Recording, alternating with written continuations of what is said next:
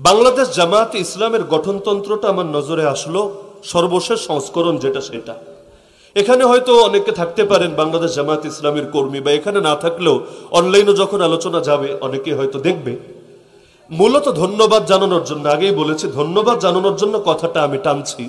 সেটা হলো ওই সময়ে যে বিতর্কটা হয়েছিল মূলত এটাকে কেন্দ্র করে যে সৈয়দ আবুল আলা মওদুদী মারহুম তার একটা আলোচনা, যেটাকে তিনি জামায়াত ইসলামের প্রতিষ্ঠাতা তো তিনি যে সংবিধান বা গঠনতন্ত্রটা লিখেছিলেন, যেটাকে উর্দুতে দস্তুর বলা হয়, সেখানে বাক্যগুলো কি ছিল আর বাংলা সংস্করণে কি বাক্য এসেছে, এটা বোঝানোর জন্য কথাটা আমি টানছি। এবং কেন আমি ধন্যবাদ দিচ্ছি এটাও ক্লিয়ার করে দিচ্ছি। এবং আমি আশা রাখি শুনলে আপনাদের ভেতর থেকেও ধন্যবাদ বের হবে। কি সেটা? মাওলানা মওদুদীর বাক্যগুলো ছিল এটা, रसूल खुदा के सिवा किसी इंसान को मेयार हक ना बनाए। অনুবাদ হলো, খোদা তাআলার পক্ষ থেকে প্রেরিত রাসূল ছাড়া কোন মানুষকে মেয়ারে হক বা হকের মাপকাঠি, সত্যের মাপকাঠি বানাবা না। किसी को तनकीद से बालातर नहीं ना समझे, কাউকে সমালোচনার ঊর্ধ্বে মনে করবা না। আল্লাহ রাসূল ছাড়া কাউকে সমালোচনার ঊর্ধ্বে মনে করবা না। किसी की ज़हनी गुलामी में मुब्तला ना हो, कारो ज़हनी गुलामी बुद्धिवृत्तिक दासत्वेर मध्य लिप्त हबा ना। हर एक को खुदा के बनाए हुए इसी मेयारे कामिल पर जाचे। सबाइके এই যে আল্লাহর দেওয়া মাপকাঠি, এই মাপকাঠির মধ্যেই তোমরা মাপবা और परखे एवं इटर मुद्दे तक परख करबा। और जो इस मेयार के लिहाज से जिस दर्जे में हो, এই মাপকাঠিতে মেপে যে যে মর্যাদা পাওয়ার কথা उसी को उसी दर्जे में रखे, তাকে সেই মর্যাদাই তোমরা দিবা।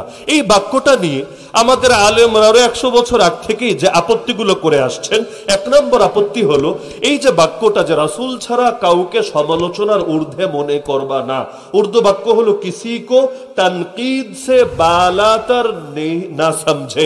খুব ভালো করে কথাগুলো বোঝার চেষ্টা করবেন, শুধু আবেগ দিয়ে বুঝলে হবে না। যে কাউকে সমালোচনার ঊর্ধ্বে মনে করবা না রাসূল ছাড়া। আমাদের আলেমরা কি আপত্তি করতেন এটা নিয়ে? যে আমরা আহলে সুন্নাত ওয়াল জামাতের আকীদা হলো আমরা আল্লাহর রাসূল সহ সমস্ত নবীদেরকেও সমালোচনার ঊর্ধ্বে মনে করি, আল্লাহর রাসূল সাল্লাল্লাহু আলাইহি ওয়াসাল্লামের সাহাবীদেরকেও সমালোচনার ঊর্ধ্বে মনে করি। নবীদেরকে এই কারণে সমালোচনার ঊর্ধ্বে মনে করি, তারা মাসুম। মাসুম মানে সুরক্ষিত, আল্লাহ নিজে তাদেরকে সুরক্ষা দেন, রক্ষা করেন। আর সাহাবায়ে কেরামকে এজন্য সমালোচনার ঊর্ধ্বে মনে করি না যে তারা মাসুম। সাহাবীরা মাসুম না, তবে তারা মাহফুজ, মাগফুর। আল্লাহ তাদেরকে ক্ষমা করেছেন, আল্লাহ তাদের উপর সন্তুষ্ট হয়েছেন, আল্লাহ তাদেরকে জাহান্নাম থেকে হেফাজত করেছেন। ওয়াকুল্লা ওয়াদাল্লাহুল হুসনা, আল্লাহ তাদেরকে জান্নাতের ওয়াদা দিয়েছেন। এই সমস্ত কারণে আমরা তাদেরকেও সমালোচনার ঊর্ধ্বে রাখি। আমরা সাহাবীদের সমালোচনা করি? আরে বলেন না, করি? কোন সাহাবীর সমালোচনাকে আমরা বৈধ মনে করি না। এমনকি তাদের দ্বারা যে পাপগুলো সংঘটিত হয়েছে এগুলোকে পর্যন্ত আমরা আলোচনায় এনে সমালোচনা করি না। কেন? আল্লাহ সব মাফ করে দিয়েছেন, আর আল্লাহ যা মাফ করে দিয়েছেন সেটা নিয়ে সমালোচনা করার অধিকার কেউ রাখে না। কিন্তু এই বাক্যটা থেকে একটা ভুল ভ্রান্তির অবকাশ কিছুটা পাওয়া যেতে পারে যে এর দ্বারা সাহাবায়ে কেরাম সমালোচনার ঊর্ধ্বে, এটা বোঝা যায় না। বরঞ্চ বোঝা যায় যে আল্লাহ নবী সমালোচনার ঊর্ধ্বে সাহাবীদের সমালোচনা হতে পারে, এরকম একটা সংশয় কিন্তু তৈরি হয়। আলহামদুলিল্লাহ, বাংলাদেশ জামায়াতে ইসলামীর নেতৃবৃন্দ যারা আছে আমি তাদেরকে ধন্যবাদ জানাই। এ কারণে আমি গতরাত্রে পাকিস্তানের জামায়াতে ইসলামের গঠনতন্ত্র নামিয়েছি, সেখানে বাক্যগুলো আগের মতোই আছে, চেঞ্জ হয় নাই, মোটেও চেঞ্জ হয় নাই। আমি যা শোনালাম আপনাদেরকে হুবহু এভাবে আছে, কিন্তু বাংলাদেশে চেঞ্জ হয়েছে। আলহামদুলিল্লাহ বলা দরকার না? দাওয়াতের ফায়দা আছে নাকি নাই? এই যে আলেম ওলামারা যে এই কথাগুলো বলে আসছেন, ফায়দা আছে নাকি নাই? কোন মুসলমানের সঙ্গে ব্যক্তিগত কারণে রেষারেষি রাখা জায়েজ নাই। মুসলমানের সঙ্গে যদি কখনো মহাব্বত হয় সেটাও হবে আল্লাহর জন্য, আর যদি কখনো দূরত্ব তৈরি হয় সেটাও হবে আল্লাহর জন্য। সমালোচনা হলে হবে সেটাও আল্লাহর জন্য, আর যদি বুকে জড়িয়ে নেওয়া হয় সেটাও হবে আল্লাহর জন্য। এমনকি যদি আল্লাহর জন্য না করে কেউ দলীয় স্বার্থে, ব্যক্তিগত স্বার্থে সমালোচনা করে, এর দ্বারা তার আখিরাতে আরো ক্ষতিগ্রস্ত হবে। এতকাল পর্যন্ত যারা ইখলাসের সাথে এই কথাগুলো তুলে ধরেছেন, ফায়দা কি? আমি বাংলাটা শোনাই, আপনারাই বুঝতে পারবেন।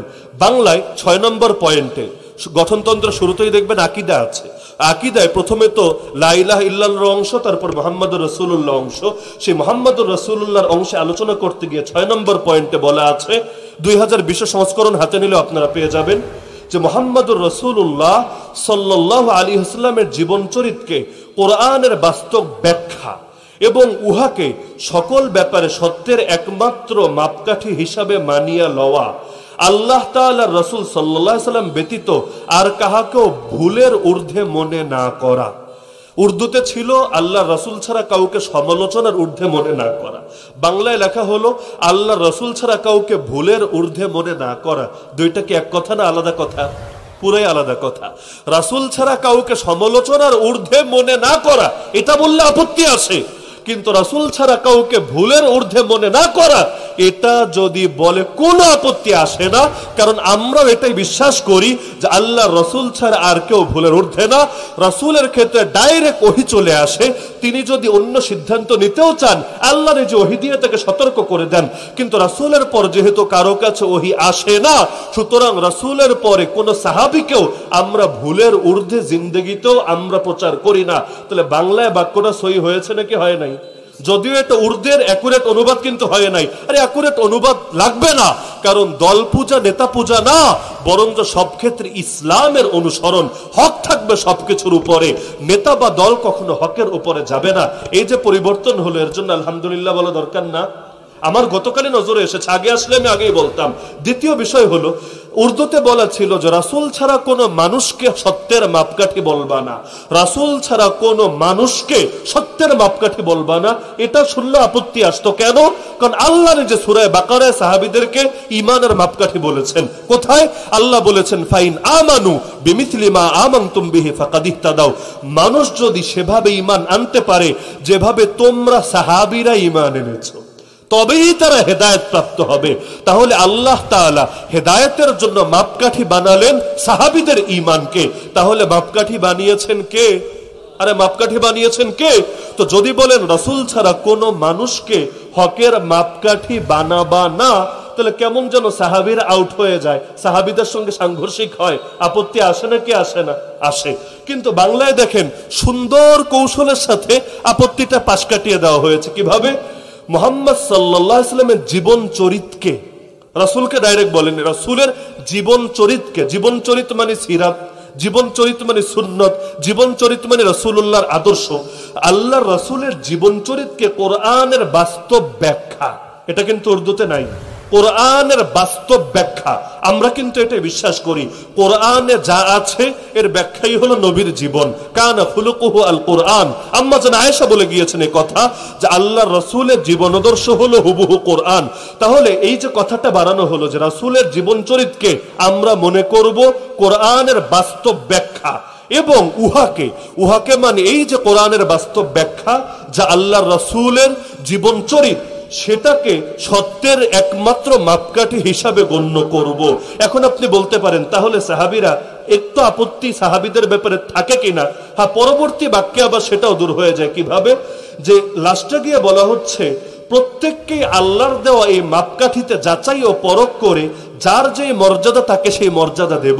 তাহলে সাহাবীদেরকে যখন আল্লাহ রাসূলের জীবন চরিত্র যা কোরআনের বাস্তব ব্যাখ্যা এই মাপকাঠিতে পরখ করলাম, এই মাপকাঠিতে মাপলাম, আমরা দেখলাম খুলাফায়ে রাশেদিন সবার উপরে, আশারায়ে মুবাশশারা বাকি সব সাহাবীদের উপরে, যারা বদরের প্রান্তরে শরীক হয়েছেন তারা অন্যদের উপরে।